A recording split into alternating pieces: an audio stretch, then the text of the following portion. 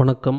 நம்ம இப்போ வந்திருக்கிற கோவில் திருநாகேஸ்வரம். இந்த கோவிலானது தஞ்சாவூர் மாவட்டம் கும்பகோணத்திலிருந்து சுமார் 5 கிலோமீட்டர் தொலைவில் இந்த கோவிலானது அமைந்திருக்கு.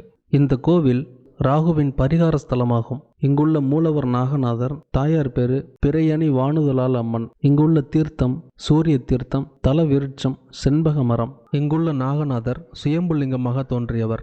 அருணகிரிநாதர் இந்த கோவிலுக்கு வந்து இங்குள்ள முருகனை புகழ் பாடியிருக்காரு. இந்த கோவிலானது தேவார பாடல் பெற்ற ஸ்தலமாகும். அப்பர், சுந்தரர், திருஞான சம்பந்தர் ஆகிய மூவரும் இந்த ஸ்தலத்துக்கு வந்து தேவார பதிகம் பாடியிருக்காங்க. அப்படி தேவார பாடல் பெற்ற ஸ்தலத்தில் இது 92வது சிவாலயமாகும். காவேரி தென்கரை ஸ்தலத்தில் 29வது ஸ்தலமாக அமைந்திருக்கு. அது மட்டுமல்லாமல் பஞ்ச சகுரோச ஸ்தலத்தில் இதுவும் ஒன்று. சோழ மன்னனான கண்டராதித்த சோழனால் இந்த கோவிலின் கருவறையானது கட்டப்பட்டது. அதன் பிறகு சேக்கிலார் பெருமானால் இதர உள்மண்டபங்கள் கட்டப்பட்டு திருப்பணிகளானது செய்யப்பட்டது. இந்த திருநாகேஸ்வரமானது 4 புறங்களிலும் 4 கோபுரங்களுடன் அமைந்துள்ளது. இந்த கோவிலின் ராஜகோபுரமானது 5 நிலை கொண்ட ராஜகோபுரமாக அமையப்பட்டிருக்கு.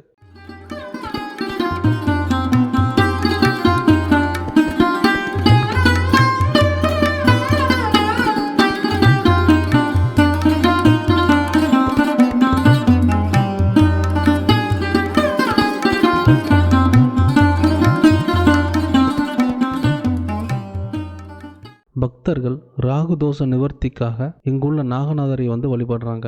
இந்த கோவிலில் நாகக்கண்ணி நாகவல்லியுடன் இருக்கக்கூடிய ராகு பகவானுக்கு தினந்தோறும் ராகு கால பூஜையில் பாலாபிஷேகமானது நடத்தப்படுது. அப்படி ராகு பகவானுக்கு பாலாபிஷேகம் செய்யும் பொழுது பாலானது நீல நிறத்தில் மாறுவதை நம்ம பார்க்கலாம். ஒரு மனிதனுடைய கர்மாவை நிர்ணயிப்பவர் ராகு பகவான் தான். அப்படி மனிதனுடைய பிறப்பில் முன் ஜென்மத்தில் ஏற்பட்ட கெட்ட கர்மாக்களின் விளைவாக இந்த ஜென்மத்தில் உடல் ரீதியாகவும் மன ரீதியாகவும் மனிதனுடைய வாழ்க்கையில் பல தடைகளானது ஏற்படுது.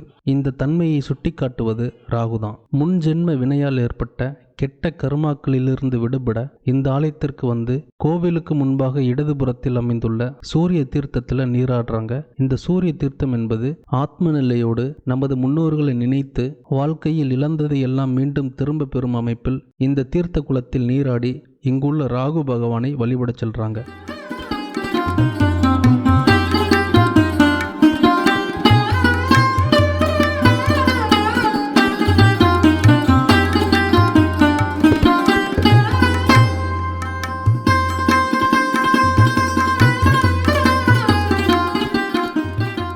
நம்ம எல்லா சிவாலயங்களிலும் தீர்த்த குளங்களானது அமையப்பட்டிருக்கும். ஆனால் பெரும்பாலும் சிவன் சன்னதிக்கு நேராக தீர்த்த குளங்கள் இருக்கும். ஆனால் இந்த ஸ்தலத்தில் சூரிய புஷ்கரணி தீர்த்த குளமானது கோவிலுக்கு அக்னி மூலையில் அமையப்பட்டிருக்கு. இப்படி ராமேஸ்வரத்தில் அக்னி தீர்த்தத்தில் நீராடும் பொழுது நம்மளுடைய கெட்ட கர்மாக்கள் எல்லாம் பஸ்பமாகுமோ அதே போல இந்த கோவிலுக்கு முன்பாக அக்னி மூலையில் அமைந்துள்ள சூரிய புஷ்கரணி தீர்த்தத்தில் நீராடும் பொழுது நம்மளுடைய கெட்ட கர்மாக்களானது நம்மளை விட்டு விலகுது. பஞ்சபூதங்களில் நீரானது சக்தியினை குறிக்கக்கூடியது. அப்படிப்பட்ட நிலையில் முன் ஜென்மங்களில் ஏற்பட்ட தீய வினையால் கெட்ட கர்மாக்களால் சூழப்பட்டு ஒரு மனிதனின் உயிராற்றலானது துவண்ட நிலையில் இருக்கும் பொழுது பிணிகளை அகற்றி மீண்டும் புத்துயிர் பெறும் அமைப்பாக சிவாலயங்களில் தீர்த்த குளங்களானது அமைக்கப்பட்டிருக்கு. அப்படி இந்த சூரிய புஷ்கரணி தீர்த்தத்தில் நீராடிய பின்பு இழந்ததை எல்லாம் திரும்ப பெறும் விதமாக நமது முன்னோர்களின் ஆசீர்வாதமானது கிடைக்கப்பெறுது. சூரியன் நமது முன்னோர்களை குறிக்கக்கூடிய கிரகமாகும். அப்படிப்பட்ட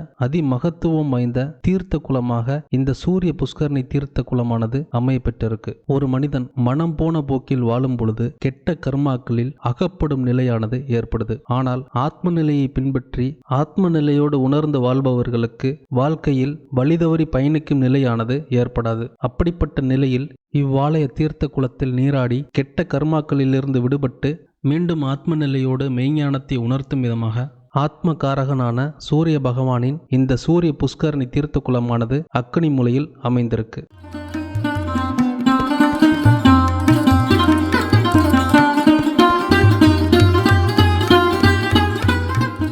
பொதுவாக சிவாலயங்களுக்கு நம்ம போகும் பொழுது கோபுரத்துக்கு இடதுபுறத்தில் விநாயகரை நம்ம வழிபடுவோம். ஆனால் இந்த ஸ்தலத்தில் கோவிலுக்கு உள்ளே போகும் பொழுது கோபுரத்துக்கு இடதுபுறத்தில் கணநாதர் இருப்பதை நீங்க பார்க்கலாம். தீவினையால் பிணிகளின் மூலமாக தடைகள் ஏற்படுத்துவது இந்த பூதகணங்கள் தான். இந்த கோவில் நுழைவாயிலின் இடதுபுறத்தில் மாய வடிவமாக பூதகணங்களின் கணநாதன் சன்னதியானது அமைப்பட்டிருக்கு. இந்த கணநாதரை வழிபட்டுட்டு தான் நம்ம கோயிலுக்கு உள்ளே போகணும்.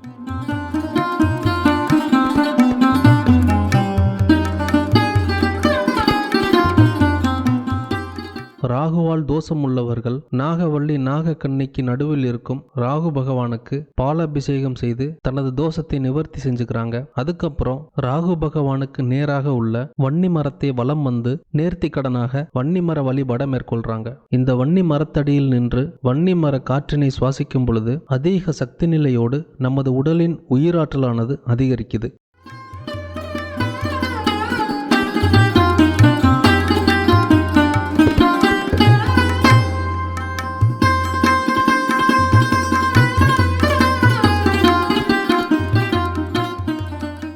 இந்த திருநாகேஸ்வரத்தில் ராகு பகவான் மங்கள ராகுவாக நம்மளுக்கு அருள் பாலிக்கிறாரு. இங்குள்ள தாயார் பிறையணி வானுதலால் என்ற திருநாமத்தோடு சன்னதியிலிருந்து நம்மளுக்கு காட்சி தர்றாங்க. பிறை என்ற சொல்லுக்கு சந்திரன் என்று பொருளாகுது. இங்குள்ள அம்மன் சந்திரனை போன்று அதிக சக்தி மற்றும் கலை வடிவமாகவும் அதிக பிரகாசமுடைய அம்மனாக சன்னதியிலிருந்து நம்மளுக்கு அருள் பாலிக்கிறாங்க. முன்னொரு காலத்தில் வாழ்ந்து வந்த பிருங்கிநாத முனிவர் சிவபெருமானுக்கு அருகே இருக்கும் பார்வதி தேவியை வணங்காமல் சிவபெருமானை மட்டுமே வணங்கி வந்தார். இதனால் கோபம் கொண்ட பார்வதி தேவி பிருங்கிநாத முனிவரை சபித்து சக்தியும் சிவமும் ஒன்று என்ற தன்மையோடு அர்த்தநாதீஸ்வரராக இருக்கணும் அப்படின்றதுக்காக சிவபெருமானை நோக்கி பார்வதி தேவி தவம் இருந்திருக்காங்க. பார்வதி தேவியின் தவத்திற்கு லக்ஷ்மி தேவியும் சரஸ்வதி தேவியும் துணை இருந்திருக்காங்க. நீண்ட காலத்திற்கு பிறகு பார்வதி தேவியின் கடும் தவத்திற்கு இணங்க சிவபெருமான் பார்வதி தேவியை தன் உடல் பாதியாக இணைத்து கொண்டார். சிவபெருமான் பார்வதி தேவியை தனது உடலின் ஒரு பாகமாக இணைத்து கொண்ட ஸ்தலம்தான் இந்த திருநாகேஸ்வரம்.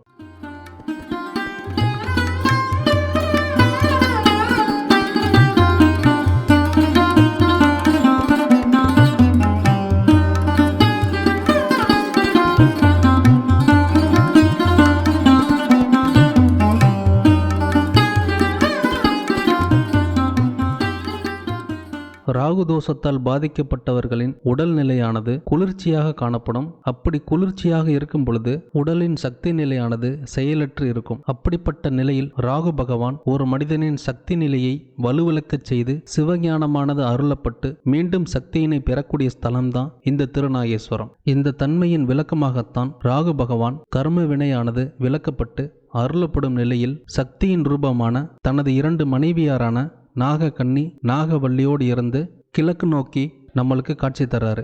இதே தன்மையின் விளக்கம்தான் சிவன் பார்வதி ஒருங்கிணைந்து அர்த்தநாதீஸ்வரராக இந்த ஸ்தலத்தில் அவதரித்த தன்மையாகும். இந்த சிவாலயத்திற்கு வந்து இங்குள்ள ராகு மற்றும் சிவபெருமானை வழிபட்ட பின்பு நமக்கு கிடைக்கப்பெறும் சக்தியின் தன்மையானது எப்படி இருக்கும் அப்படின்னா, இந்த கோவிலுக்கு ஈசான்ய மூலையில் தனி சன்னதியில் கிழக்கு பார்த்த ஸ்ரீ கிரி குஜாம்பாள் அம்மன் சன்னதியானது அமைப்பட்டிருக்கு. இங்குள்ள பார்வதி தேவி அம்மன் கிரி குஜாம்பாள் என்ற திருநாமத்தோடு நம்மளுக்கு காட்சி தர்றாங்க. இந்த அம்பாளுக்கு வலதுபுறத்தில் சரஸ்வதி தேவியும் இடதுபுறத்தில் லக்ஷ்மி தேவியும் பார்வதி தேவிக்கு உதவியாக ஒரே மூலஸ்தானத்தில் 3 தேவிகள் இருப்பது இந்த ஆலயத்துடைய தனி சிறப்பு. இப்படிப்பட்ட தன்மையில் நாம் இழந்ததை எல்லாம் கிடைக்க பெறும் அமைப்பில் 3 தேவிகளின் சக்திகளான கல்வி, செல்வம், வீரம் இவை 3ஐயும் அருளப்படக்கூடிய தன்மையில் ஒரே சன்னதியிலிருந்து கிடைக்கப்பெறும் விதமாக கிழக்கு நோக்கிய கிரிகுஜாம்பாள் அம்மனாக நம்மளுக்கு அருள் பாலிக்கிறாங்க. இங்குள்ள மூலவரை ரிஷிகள் மற்றும் தேவவாசிகள் என நிறைய பேர் வந்து வழிபட்டிருக்காங்க. இங்குள்ள சிவபெருமானை முதலாக விநாயகர் வந்து வழிபட்டு மூத்த விநாயகர் என்ற திருநாமத்தை பெற்றார். தேவேந்திரன் கௌதம முனிவரின் சாபத்தை போக்குவதற்காக இங்குள்ள அம்மனை வந்து வழிபட்டு விழா எடுத்து புனுகு காவடி எடுத்திருக்காரு. சுசீல முனிவரின் மகனான சுகர்மனை ராகு தீண்டியது. இதனால் சுசீல முனிவர் ராகுக்கு சாபமிட்டார். இந்த சாபத்தை போக்குவதற்கு ராகு காசிப முனிவரிடம் ஆலோசனை கேட்டாரு. அப்படி ஆலோசனை கேட்டு காசிப முனிவரின் ஆலோசனைப்படி ராகுவுக்கு விமோச்சனம் அளித்த ஸ்தலம்தான் இந்த திருநாகேஸ்வரம். நந்தி பகவான் இங்குள்ள மூலவரான நாகநாதரை வழிபட்டு அதிகார நந்தி என்ற தன்மையை பெற்றார். அது மட்டுமல்லாமல் சூரியன் மற்றும் சந்திரனுக்கு மீண்டும் ஒளி கிடைத்த ஸ்தலம். இப்படி நிறைய அற்புதங்கள் நிறைந்த சிவாலயமாக இந்த திருநாகேஸ்வரம் திருக்கோவிலானது அமைந்திருக்கு. இங்குள்ள நவகிரக சன்னதியில் அனைத்து கிரகங்களும் சூரியனை நோக்கி அமையப்பட்டிருப்பதை நீங்கள் பார்க்கலாம். சனியால் பீடிக்கப்பட்ட நலச்சக்கரவர்த்தி திருநள்ளாறில் நீராடிவிட்டு இந்த ஸ்தலத்துக்கு வந்து வழிபட்டு தான் இழந்த செல்வத்தை எல்லாம் மீண்டும் பெற்றாரு. அப்படிப்பட்ட அனைத்திலும் அற்புதம் வாய்ந்த சிவஸ்தலமாக இந்த திருநாகேஸ்வரம் சிவஸ்தலம் அமையப்பட்டிருக்கு. இந்த கோவிலுக்கு பரிகாரத்துக்கு மட்டுமே வரணும்னு தேவையில்லை. இந்த கோவிலுக்கு எப்போதும் எல்லோரும் வரலாம். இந்த கோவிலின் உட்பிரகாரத்தில் மாய தோற்றமாக அனைத்து தெய்வங்களையும் நீங்கள் பார்க்கலாம். அதனால தான் இங்கே சண்டிகேஸ்வரர் 3 சண்டிகேஸ்வரராக ஒரே சன்னதியிலிருந்து நம்மளுக்கு அருள் பாலிக்கிறாரு. இந்த கோவிலானது காசிக்கு நிகரான ஸ்தலமாகும். ஒரு மனிதன் மிக தூய்மையான புண்ணியம் நிறைந்த கர்மாவினை அடையும் பொழுது இவ்வாலயத்திற்கு வரவழைக்கப்பட்டு மெய்ஞானமான சிவஞானத்தை அருளப்படக்கூடிய ஸ்தலமாக இந்த திருநாகேஸ்வரம் சிவஸ்தலமானது அமைப்பெற்றிருக்கு. ஒரு மனிதனுக்கு நற்கதியை அருளக்கூடிய ஸ்தலம் இந்த திருநாகேஸ்வரம். இந்த திருநாகேஸ்வரம் சிவாலயத்திற்கு அதிகம் புண்ணியம் செய்தவர்கள் மட்டுமே வர முடியும். அப்படிப்பட்ட அற்புதமான சிவாலயம். இந்த கோவிலை பற்றின நிறைய விஷயத்தை உங்ககிட்ட நான் பகிர்ந்துக்கிட்டேன். மீண்டும் உங்களை நான் வேற ஒரு ஆலயத்தில் சந்திக்கிறேன். நன்றி, வணக்கம்.